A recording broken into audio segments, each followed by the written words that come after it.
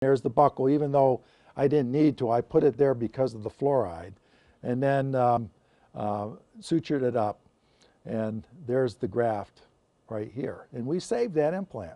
It saved the Dr. Kim $7,000. This is a case I did a month or so ago in my office, but it was a patient that I had placed an implant about 4 or 5 months ago in Dr. Soderson's office before he passed away. This patient lives in Grand Tetons, and his surgeon up there had found some bone loss on the palatal side of this implant and gone in and did a debridement and grafted with bovine bone. The patient continued to complain of bad taste and swelling for 2 months after procedure. So we had him come to our office, and we decided to do a fluoridated HA procedure. So he came to San Diego, and we flapped open the area in the buccal, and we found that the tooth, the adjacent tooth next door, had a slight lesion on the buccal. So we did a root canal on the tooth and then sealed it at the apical end of the tooth. However, the implant had no dehiscence on the buccal side of the bone. So here's the tooth. They had the exposed root that we did the root canal. Now you can see in the mirror on the palatal side the lesion, and you can see there's bone loss at the apical part of that tooth. During the decontamination procedure, I realized that I couldn't decontaminate the implant to the buccal aspect of the implant, so I decided just to section off the tip of the implant, which we did, and then we could decontaminate the rest of the implant, and then we grafted with the fluorapatite material. And here's the final x-ray of that procedure. Clinical treatment of a spirochetal infection. A revision surgery done on a custom endosteal implant will emphasize how we treat these in a much more aggressive way. Spirochetal infections must be treated as soon as they are microscopically diagnosed, and they must be treated aggressively. The DECA CO2 laser was used to vaporize the lining of the infected tissue lining around the implant. It was then used to decontaminate the whole area and get the tissue ready to suture and eliminate the infection. Okay, this patient had an infection on the upper right part of this custom endosteal implant, and we put her on Flagyl 500 milligrams 3 times a day for 2 weeks, and amoxicillin 500 milligrams, same thing, 2 weeks.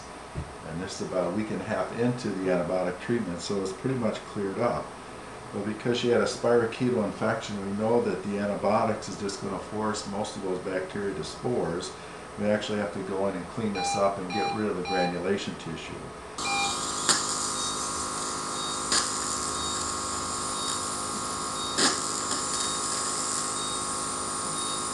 You're not feeling that, are you?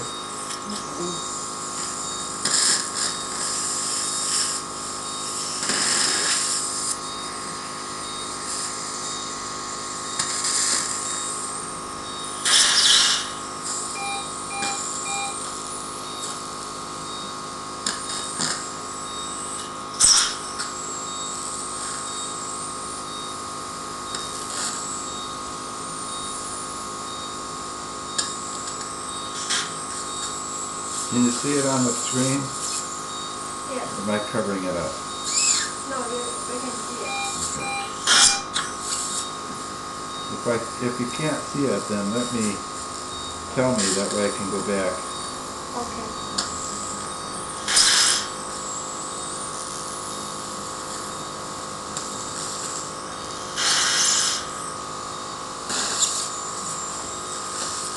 And all the way back to the distal abutment, and then we make a releasing incision back there.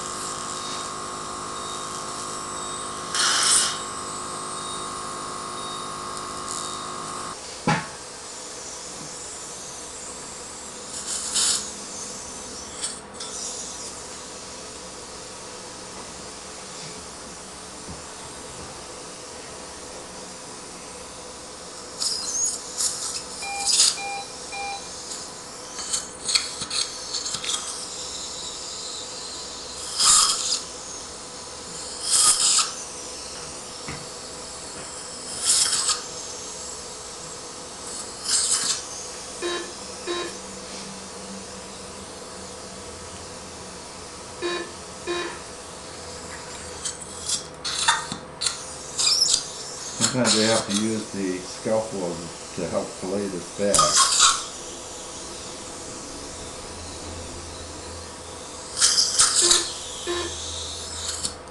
Between the implant here is rock hard bone.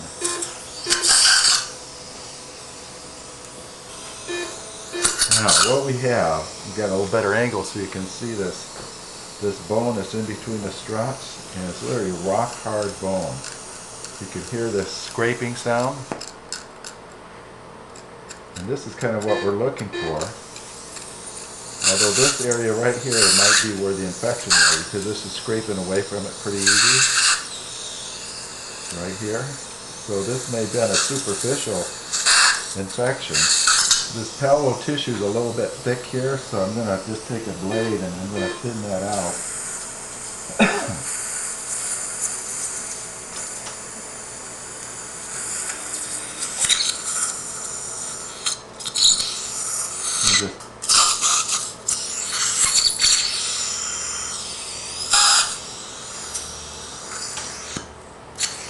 Comes that piece of tissue.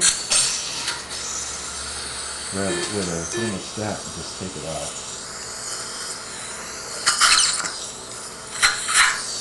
Okay, that's a little piece of tissue removed from the pallo tissue.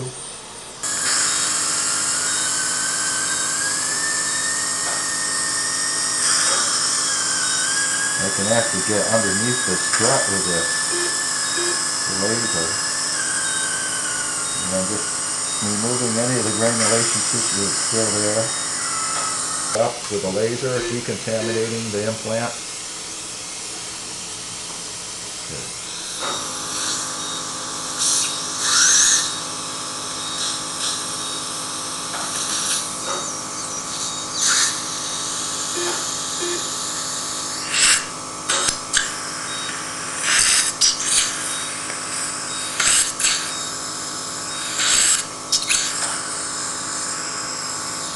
HA that's been fluoridated with 10% sodium fluoride. We don't need a lot because the bone here is good, but I'm doing it mainly for the fluoride to have that decontamination. You know that sodium fluoride, when we react to hydroxyapatite, forms fluorapatite, and that both fluorapatite and hydroxyapatite are very insoluble, but if you get a spirochetal infection and a lowering of the pH, then that lowering pH makes this more, it releases fluoride. And the fluoride inhibits the spirochetes. So that's why we're doing this. Because we have this HA material, this fluorapatite material in here to in case you ever gets another infection, because we're never sure, 100% sure that we've gotten rid of the spores. So that seems to be the problem with these spirochetal infection of the spores. So we're creating a hostile environment so that these guys won't come out. They'll just stay spores if we missed any in our decontamination process here.